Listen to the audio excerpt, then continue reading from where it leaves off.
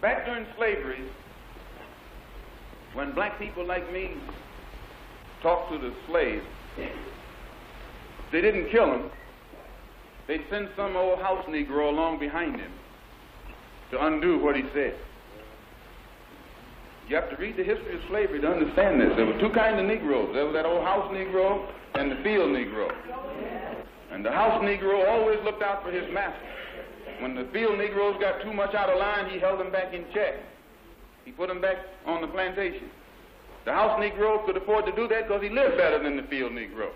He ate better, he dressed better, and he lived in a better house. He lived right up next to his master in the attic or the basement. He ate the same food his master ate and wore his same clothes. And he could talk just like his master. Good diction. And he loved his master more than his master loved himself. That's why he didn't want his master hurt.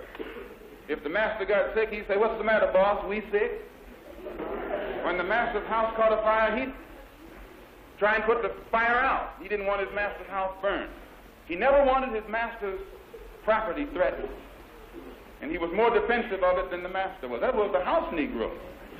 But then you had some field Negroes who lived in huts, had nothing to lose.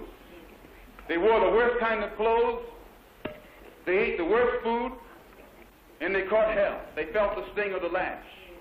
They hated their master. Oh, yes, they did.